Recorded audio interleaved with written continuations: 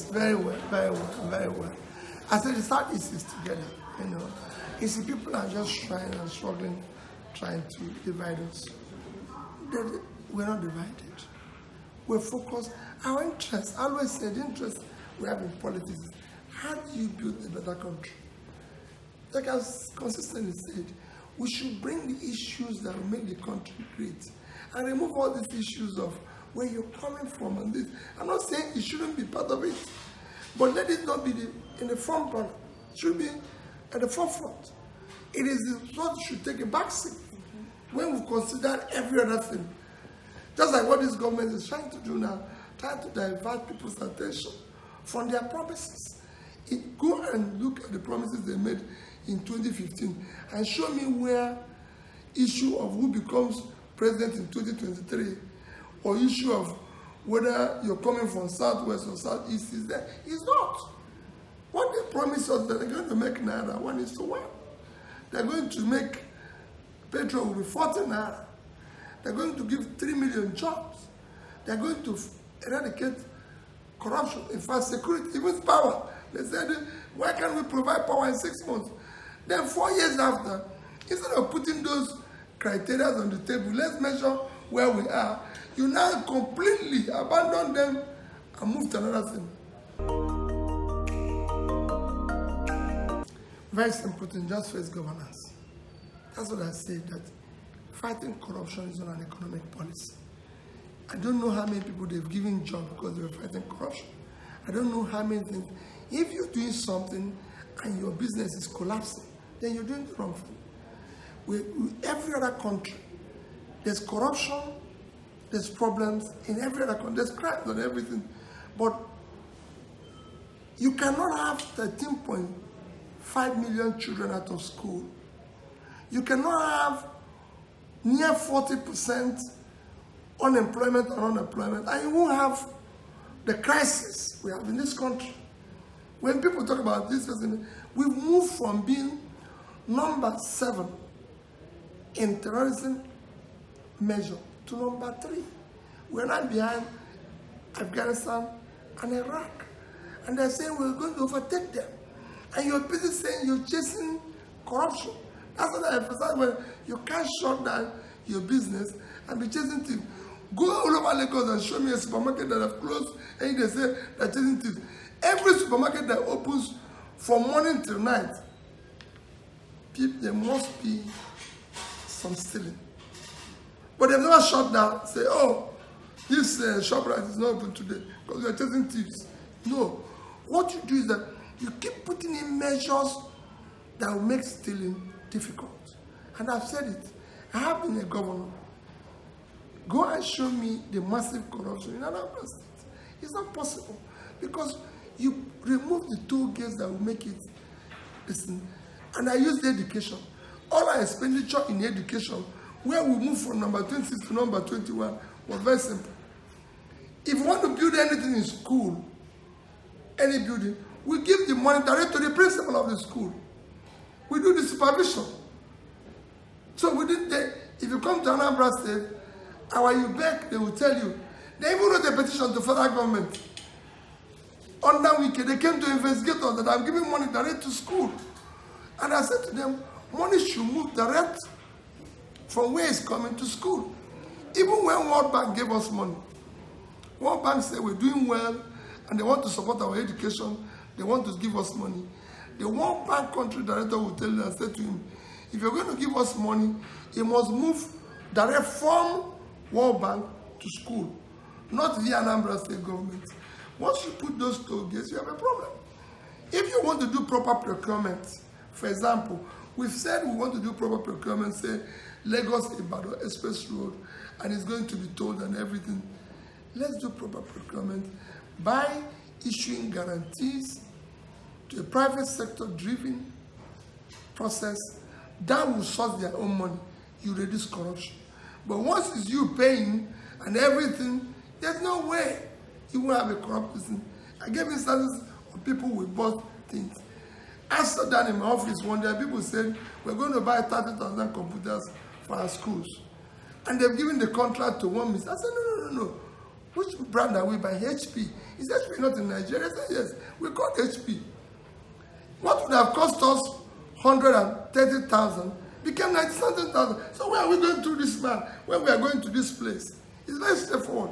If you see contract anywhere in the world, and it happened to us when we were in Anambra State, they will publish the contract, the cost, the contractor, time, everything. Have you ever seen it in Nigeria? Go everywhere in the world, you will see it. This is the cost of this contract, this is the contractor, this is duration. So we can measure it. What we're saying in Nigeria, just like they're borrowing money, they say it's for capital vote. Where is the 12 trillion you borrowed in these 3 years? Capital vote. I gave instances now, I just showed it now, that the cost of completing Second Niger Bridge is 200 billion. That is the last cost that I know. Kanu to Maiduguri, the two sections I meant, is under 200 billion. East-West Road, about 200 and something, we call it on the average 200 billion. Even the one Dangote is doing is 73 billion. That's what it is. So call it 75, 675. Enugu to Port Harcourt is on, call it 125. So this three is 800, four I mentioned is 800 billion. If they had used 1 trillion, even if you do the Fort Mainland Bridge, it's about 1 trillion. So even if they just take out of that 12, 2 trillion, we would have seen everything. Show me one project that is completed. That is why your economy is collapsing when you're borrowing. Because you're borrowing for consumption. If you must borrow, nobody is against borrowing, you borrow for production. Other countries are borrowing. Pakistan went to China and borrowed $10 billion in power. They have now added, within the past 4 years, 10,000 megawatts of electricity. Because everybody knew where that money, and it's so clearly, we are borrowing for this. Here we don't know, none of us here know how much the rail infrastructure we're borrowing for China is costing us. Nobody knows how much the airport we borrowed for is costing us. Nobody knows the cost. So everything here is, tell us, we are shareholders in this business called Nigeria. And a shareholder is supposed to know what is happening in the company's investing. No, they have not. Let me tell you. Solving issue of electricity, I'm going to give a position in the next few weeks where I'm going to show 10 countries that within 4 years was able to add in generation and distribution over 10,000 megawatts. It's not a rocket science. People give you all sorts of excuses here and will run a failed state from the scratch. And I can say it, what people are telling you, they are lies. We have, all we need to do is to be purposeful in it and say, we want to achieve this. All the laws, all that is required to deliver it is simple. The privatization we did in electricity, personally, I disagree with. Even overall the privatizations we did in Nigeria, most of them I disagree. What we did is to privatize profit and socialize losses. You can't do all these things we are going to do and go and be looking for P2B and Sons or Ben Bruce and Sons. No. We have companies that can do this. It's not in other countries where you bring competent companies and say, because it is their business, and give them that to do, and it will be delivered. I assure you, it will be different. If you look at today, where we are today is unacceptable. We have one of the lowest electricity generation and distribution in the world. And compare us with countries that we're supposed to be. We are supposed to be part of course, the BRICS. The reason why we're not part of BRICS nation is because of our level of economic activity, infrastructure, which includes power. That's why they took South Africa, which is second biggest economy, and left Nigeria, which is the biggest.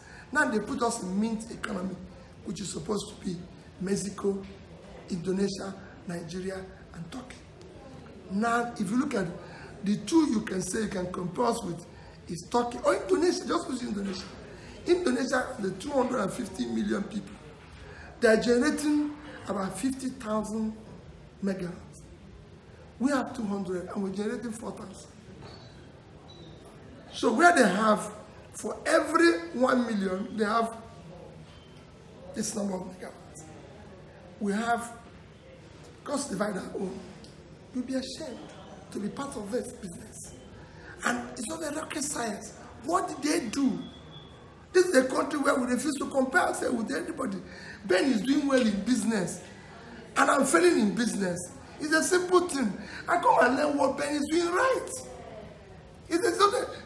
We're not trying to invent anything. We have people who are doing it right. We go there. We shouldn't be going to China to borrow money. China was going to other people to learn what they were doing, and they're doing it in their country.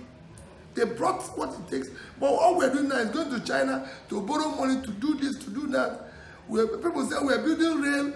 Have anybody sat down to know the business plan of those rail? To say we're building rail from my village to Ben's village, and is he going to pay back? Like we build airport terminals. 80% of our passengers, international passengers, come through one airport. And we started building terminals in place. Planes will not even go in the next 5 years. What type of country is that? And we're borrowing money to do it, not that we're doing it from our excess money. So you go and build a house that nobody needs. You don't even need to do it. When they started it, they are opposite. They said, listen, let's make the existing one functional. You don't even have an airport today. You can't even use the restroom of the airport. In the airport. When you land, it doesn't even work. The Mullah Mohammed that we have today, I can tell you, if that they have 6 stories, they're using only about 2 or 3. We built a new car park.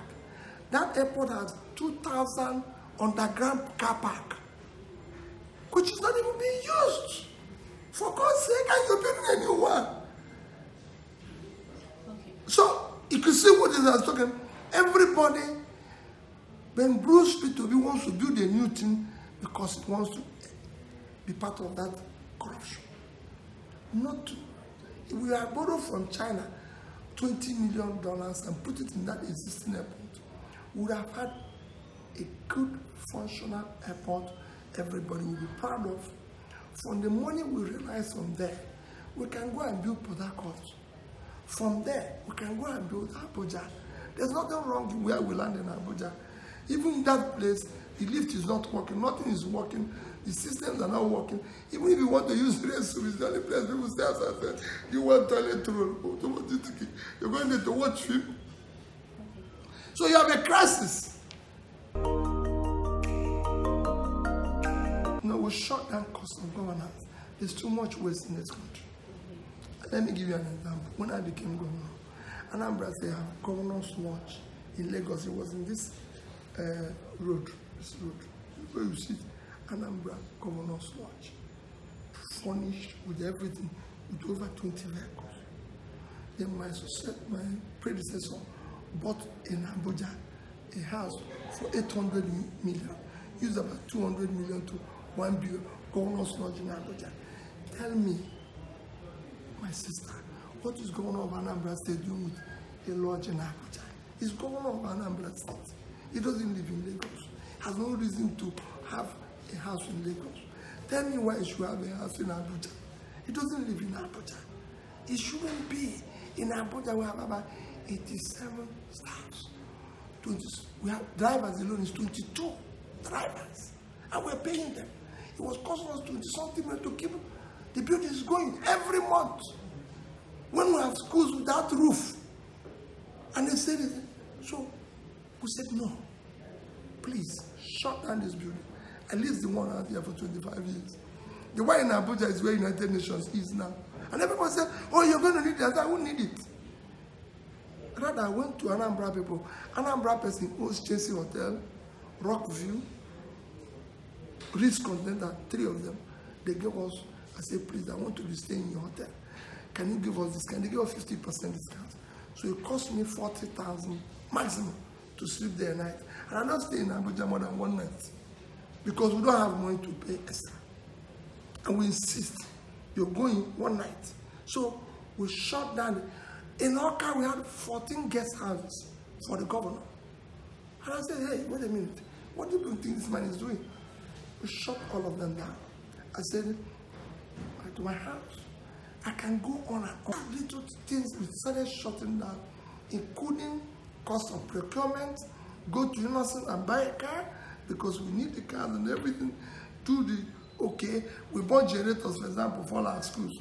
People came and said to me, oh, we need power. We need street lights. Every other state, there's street lights in Asaba. I said, let me ask a question.